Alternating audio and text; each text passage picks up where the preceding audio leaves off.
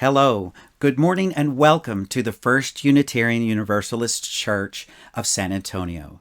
My name is Carlos Gonzales. You might know me as a violin player, a viola player, cello player, bass player. You might know me as a singer in the choir, or you might know me as Brian Asher's other half. Well, welcome to our weekly worship. This is where we connect, share information, and inspiration. To begin, let's acknowledge this geographical place where we are currently located, the home of and traditional lands of the Coahuiltecan people, original and indigenous stewards of this land now called Bexar County and San Antonio, Texas. At our church, we believe and act in a universal love that binds us in mutual care and affection, especially in our work for justice for all and for our planet. Our faith is all-inclusive, and all means all.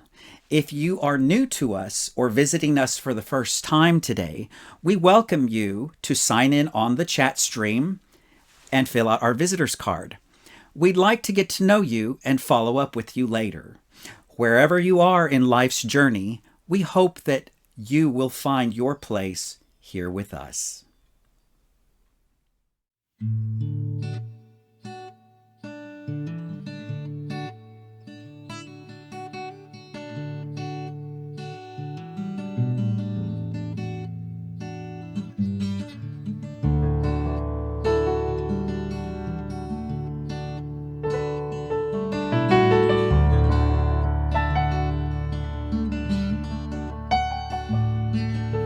As a boy each week, Sunday we would go to church, pay attention to the priest.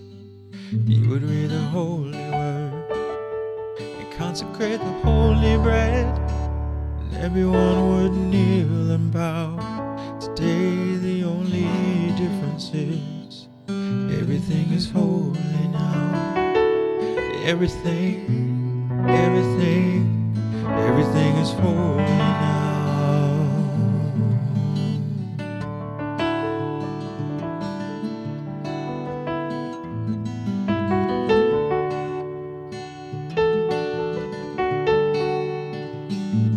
When I was in Sunday school, we would learn about the time Moses split the sea in two, and Jesus made the water wine.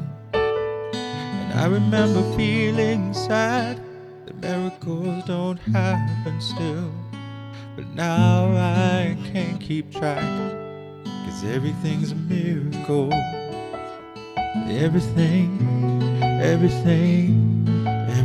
a miracle.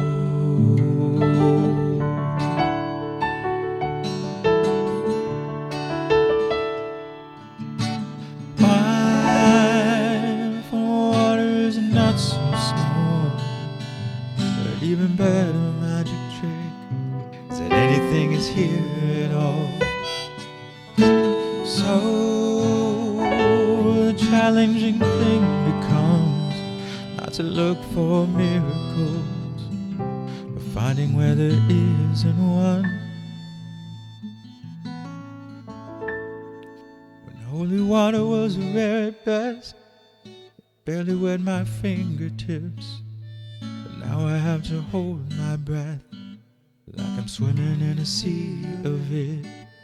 Used to be a world half there, heaven's second-rate hand-me-down, but now I'm walking with irreverent air, 'cause everything is holy now.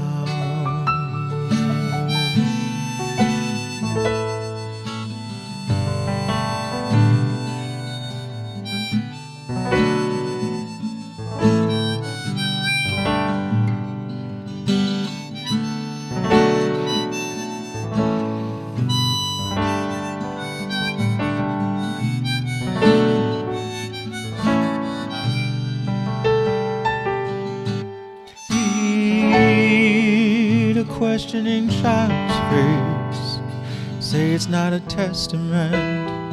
That'd be very hard to say. See another new morning come, it's not a sacrament. I tell you that it can't be done.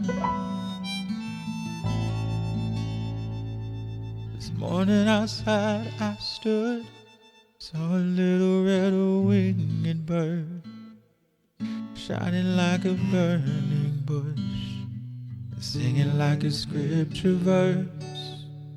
Made me wanna bow my head.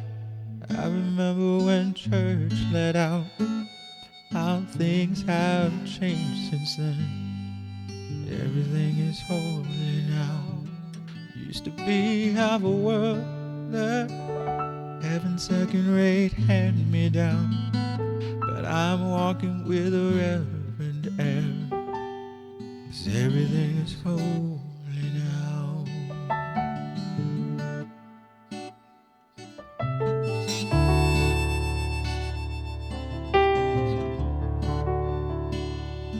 Everything is holy now.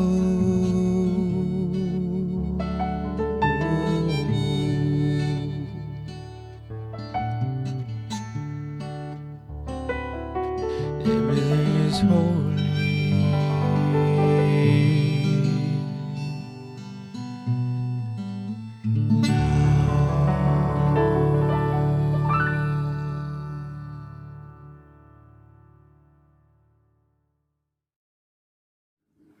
The flaming chalice unites our members in worship and symbolizes the spirit of our faith. Today's chalice lighting words were written by our own Reverend Mark. May we be reminded today that all throughout our life we can learn and grow, and all that life brings to us can serve as our teacher. This is how we grow more aware, if we will just pay attention and be eager to learn and grow. Remembering who we are and anchoring ourselves in our values and purpose is the way.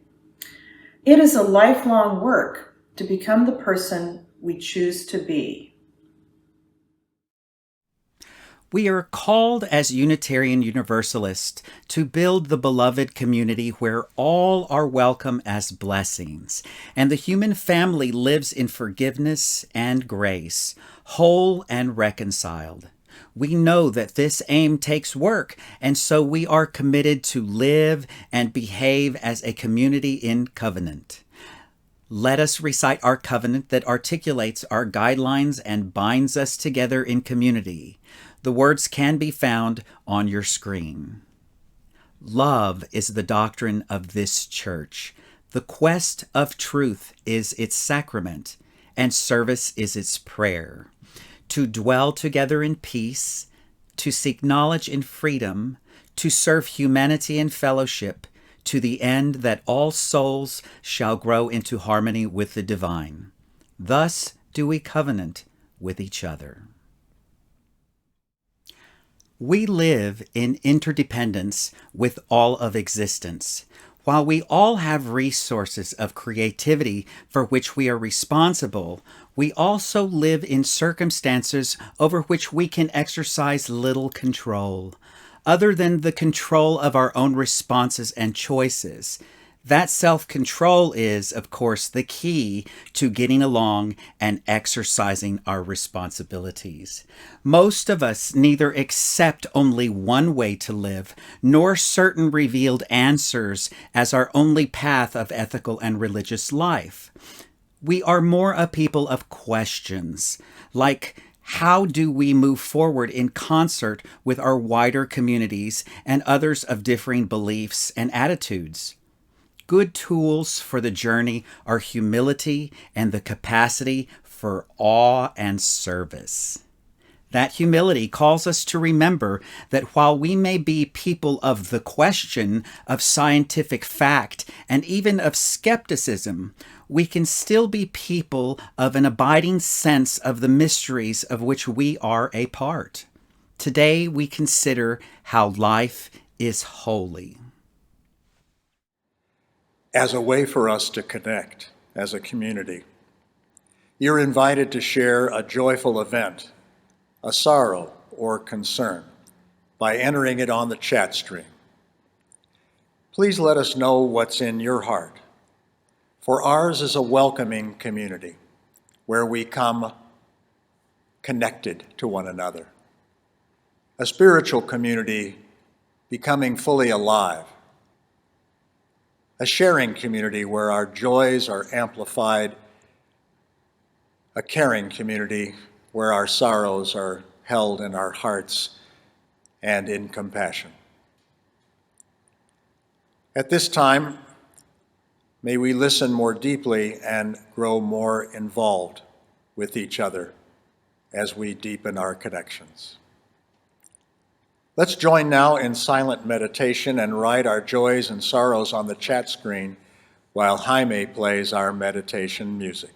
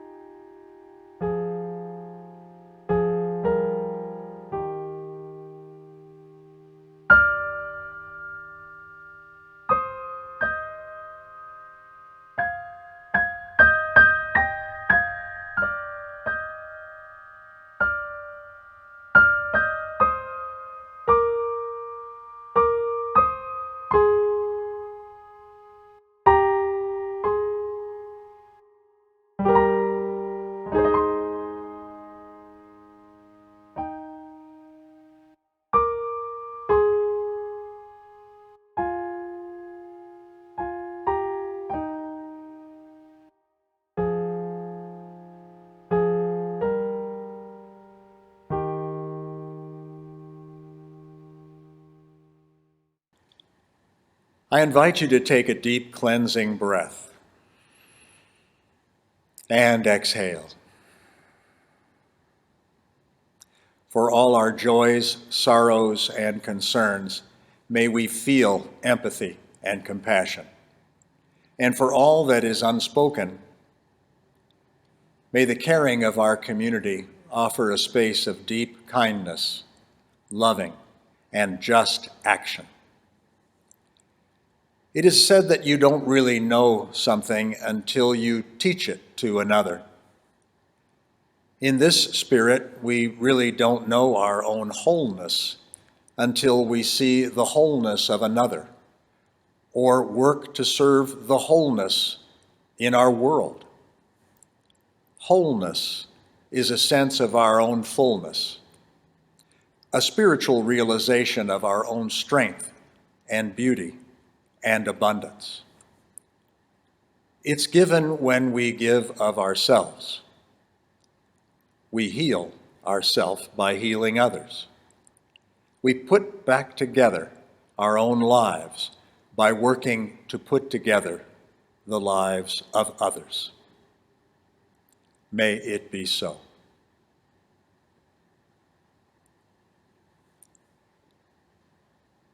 Today's story wisdom is entitled On Goals and Intentions. It's a story mainly for grown-ups, although it's really for anyone who can dream, set goals, and live with purpose. Goal-making is a valuable skill. It involves envisioning a future outcome in your larger world or in your behavior. Then you plan, and you apply discipline, and you work hard to achieve it. You'll find it best to organize your time and energy based on your goals. They help provide direction for your life. Now, committing to and visualizing goals may assist you in your efforts, but neither of these activities is the same as setting an intention. Committing to and visualizing goals both involve living in an imagined future and not that concerned with what's happening to you in the present moment. With goals, the future is always the focus. Are you going to reach that goal? When? How happy will you be when you do? What's next? Now, setting an intention is quite different than goal making. It's not oriented toward a future outcome. Instead, it's a path or a practice that is focused on how you're being in the present moment. Your attention on the ever-present now, in the constantly changing flow of life. And you set your intentions based on understanding what matters most to you now, and make a commitment to align your outer actions with your inner values. As you gain insight through your spiritual practice, wise reflection, and ethical living, your ability to act from your intentions blossoms. It's called a practice because it's an ever-renewing process, and it takes work. You don't just set your intentions and forget about them, and you live them every day. Once upon a time, a student thought she was focusing on her inner experience of the present moment when she was actually focusing a lot on the future outcome. And even though she had healthy goals that pointed in a wholesome direction, she was not being present to her values moment by moment. Thus, when her efforts did not go so well and her goal was still too distant, she got lost in disappointment and confusion. When this happened, she had no clarity of intention to help her regain her mental footing in the present moment. No way to establish herself in a context that was more significant and more meaningful than this distant, goal-oriented activity. Goals can help you make your place in the world and be an effective person. But being grounded in intention is what provides daily integrity and unity in your life. Through the skillful cultivation of intention, you learn to make wise goals and then to work hard toward achieving them without getting caught in the attachment to outcome. Only by steadily remembering your intentions can you reconnect with yourself during those emotional storms that can cause you to lose touch with yourself. This remembering is a blessing because it provides a sense of meaning in your life that is independent of whether you achieve certain goals or not. Ironically, being in touch with and acting from your true intentions can help you to become more effective in reaching your goals than when you act from wants and insecurities. So with this understanding, you can work with goals and intentions as separate functions, yet continually come back to your intentions in the course of your day-to-day activity. These actually help you with your goals. The moral of today's story is practice living in intention.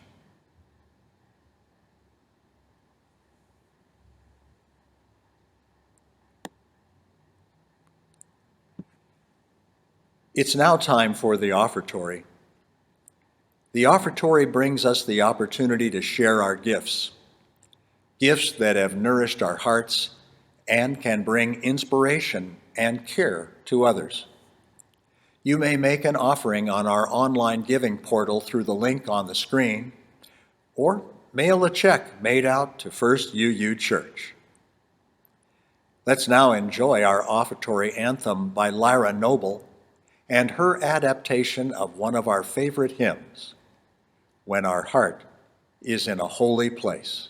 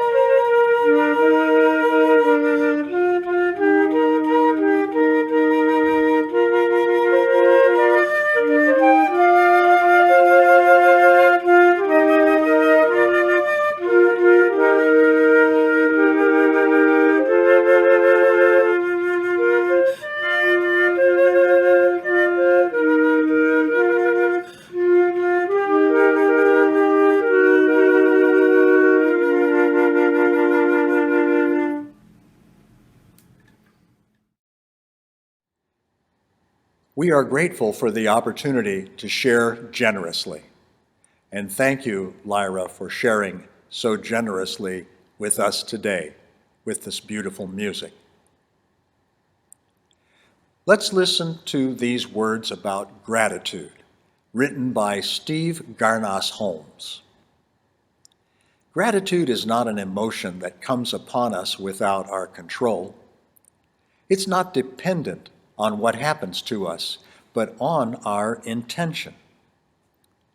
Like good posture, it's a practice, an attitude that is entirely our choice in every moment. A friend of mine told me once after a particularly lovely day that she came home and sat in her easy chair and said out loud, "Thank you," and swears she heard a voice say out loud, "You're welcome." Practice gratitude for everything, for what you see out the window, for what you hear from your coworkers or read in the paper. Say, "Thank you." When your kids walk in the room, when you take a breath, when your spouse tells you how to drive, when you stub your toe, say, "Thank you." Practice gratitude, and eventually you'll be able to hear the universe say, "You're welcome." Today's sermon is entitled, "Life is Holy." As you may realize, it's difficult for some spiritually minded people today to claim an active faith in God. You may be one of them. For many of us, science, secularism, and education have all conspired in some way or another to eclipse the idea that there's some holy, transcendent reality at work around or among or beyond us. If you're brave enough, or maybe foolish enough, to engage in a theological conversation with those you do not know very well, you might discover there are more agnostics around than you might think. Yes, there are those who still maintain a firm grasp on traditional forms of religion, to be sure. You can find them in abundance. But those in America who claim no religious affiliation has been growing steadily for more than 40 years.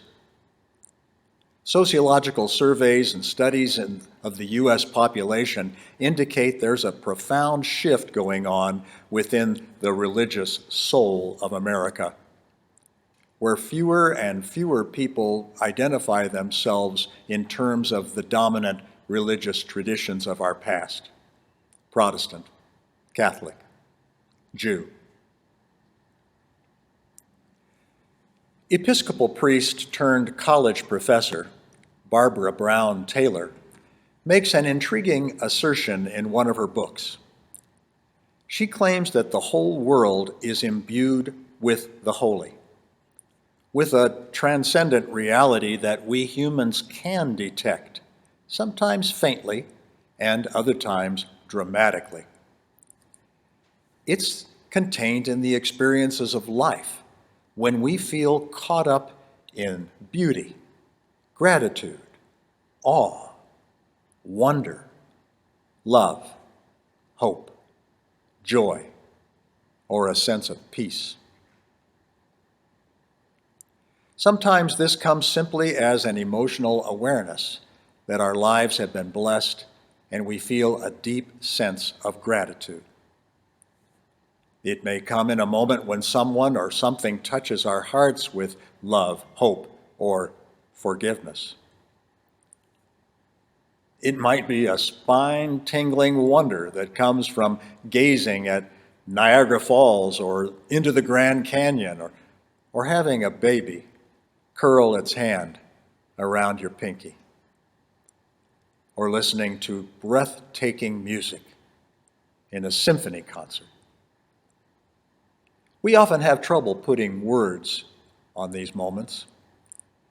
The feeling of awe is frequently used to describe these moments that break in on us when we sense the grandeur of life about us, or suddenly become aware that life is really such a gift. Our UU troubadour, Peter Mayer, sings this in the song Holy Now, which Jaime delivered to us today. He recalls the teachings of his boyhood in Catholic Church regarding miracles. And of course, he became a UU. And he talks about this.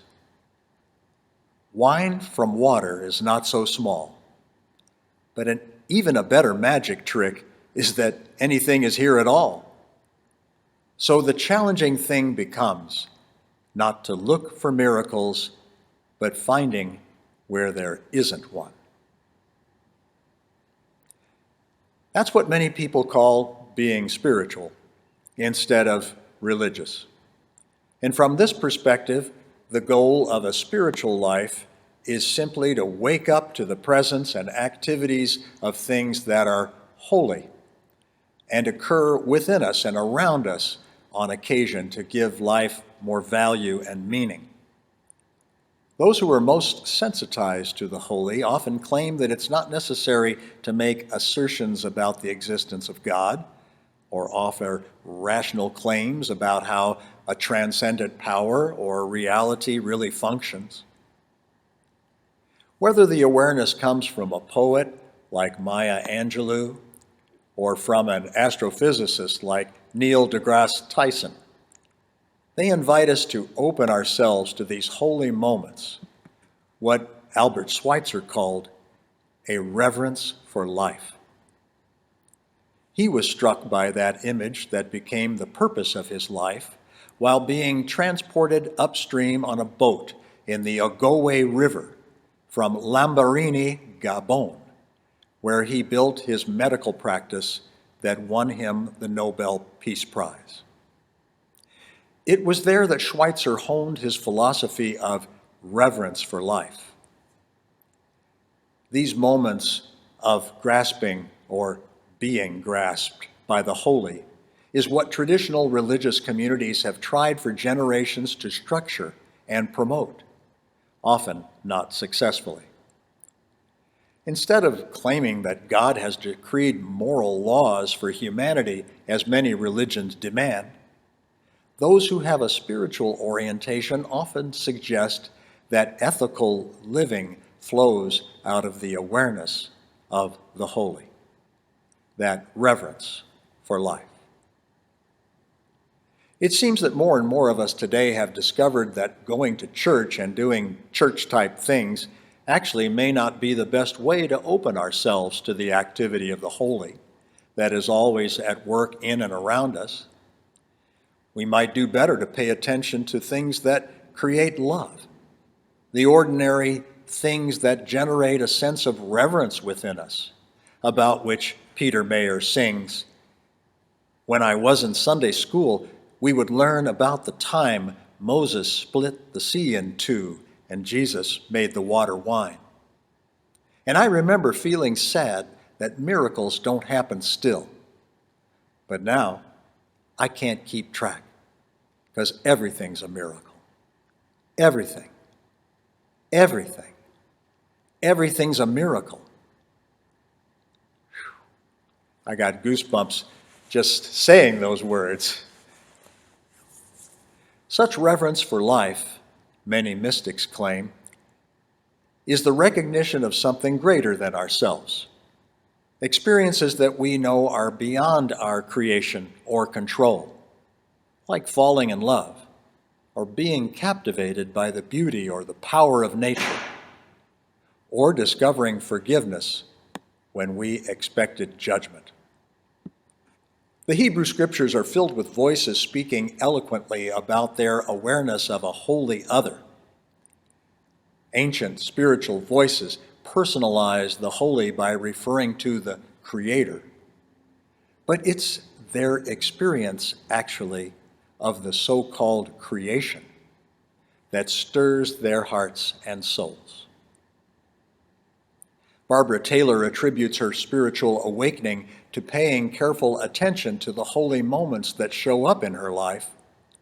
She claims her spiritual journey really began with a challenging issue that a wise old priest presented to her when she asked him what she should address at his church as a guest preacher. He simply invited her to personalize her faith in the present moment. He said, "Come tell us what is saving your life now." This invitation, she said, had the effect of removing the need to convey correct things that were true for everyone, or to use theological language that it conformed to the historic teachings of the faith. All I had to do, she said, was figure out what my life depended on and find a way to talk about that so that listeners could figure out those things for themselves. That sounds like the you way to me. Honestly, I can't think of a more valuable spiritual issue for any of us to be addressing than this question, what is saving your life now? What does your life at this point really depend on? How would you begin to answer that question? It's worth pondering as we move into another church fiscal year beginning in June. Another year of recommitment to this church and to your spiritual growth as part of this community. As I've thought about this, what I've discovered in Barbara Brown Taylor's invitation is to be alert to the presence of the holy in everyday life. It's to engage in a spiritual redirection that amounts to more of a shift from head to heart. Most religious people I come into contact with tend to approach their faith as primarily a matter of thinking, of the head, with an emphasis on knowing and understanding the holy. For many of us, the ancient biblical or ecclesiastical ideas about the holy no longer work for our modern worldview. Few of us today seem to experience direct life-changing encounters with the holy, at least not in the way described in the Bible. In God we trust may be the slogan we put on money, but most of us put more trust in ourselves and on our human ingenuity than in divine intervention. One of the saddest commentaries I've ever heard on traditional religion from someone who said it quite plainly, I might be able to believe in God if it were not for what I hear and see from those who profess to believe in God. Walk your talk, talk your walk. Traditional religious ways of coming into the presence of the holy frequently do not stir our spiritual hearts or imaginations. And church services can more often come off as being more dry and uninspiring for many of us. Do you think this dryness might be because we watch a service passively, relying too much on the experiences of others and listening for inspiration that never seems to come? Honestly, for me, hearing stories or experiences of people who find themselves responding to the power of love and forgiveness and hope puts me more in touch with the holy than anything else. Let me offer you my own affirmations, expressing joys and challenges, and encourage you to write yours too. I believe in the creative power of life, whose glory and goodness are revealed in the beauty of the earth and in the best of human personality. I believe in the best religious traditions that inspire us in life by an undying power of self-giving love. And I believe that our lives are constantly enriched by moments of grace that often appear to come to us as mysteries not of our own making. I believe I have a responsibility to use the blessings and gifts of life I've been given for the tasks of healing and bringing hope, peace, and justice to a despairing and fragmented world. So for all the uncertainties I may have, or that you may have, about the existence of God or the workings of the holy, I invite us to sing with UU troubadour Peter Mayer again. Read a questioning child's face and say it's not a testament. That'd be very hard to say. See another new morning come and say it's not a sacrament. I tell you that it can't be done. These are my affirmations about life as I intuit the holy. What are yours? May the force, the holy, or the God, goddess, or goodness of your understanding be with you. Amen.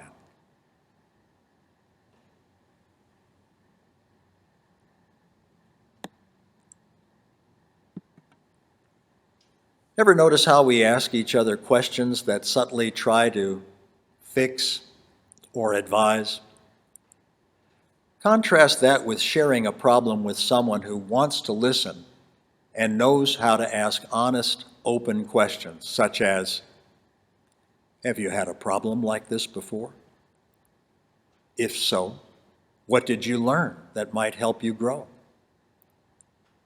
That kind of presence and connection helps us to come alive. It serves us. In that kind of relationship, we have a chance to learn from our own inner teacher and tap into our own wisdom. May we each be blessed with that kind of curious relationship. I invite us to seek it and to find it.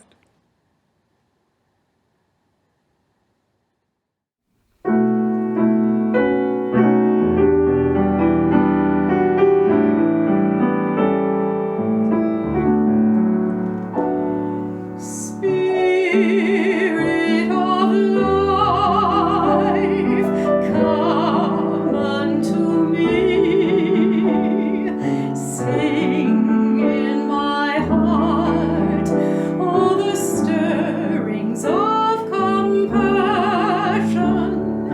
Blow in the wind, rise in the sea. Move in the hand, giving life the shape of justice. Roots hold me close, wings set me free. Spirit of life, come to me. Come to me.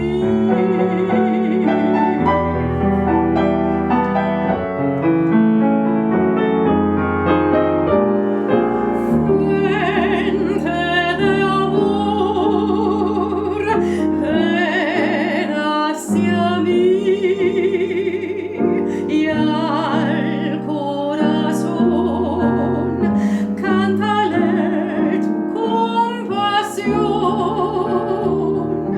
Sopla al volar sobre la mar hasta moldear la justicia de la vida.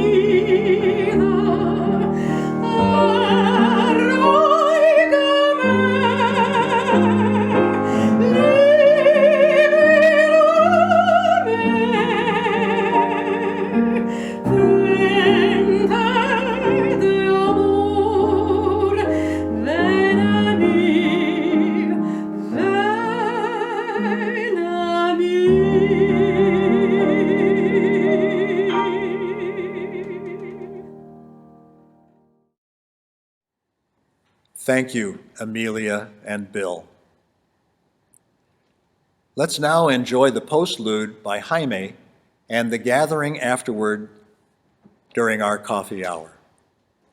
I look forward to seeing you on Zoom, and if you're unavailable to join with us, thank you for being with us. Please go in peace until we meet again. Take good care.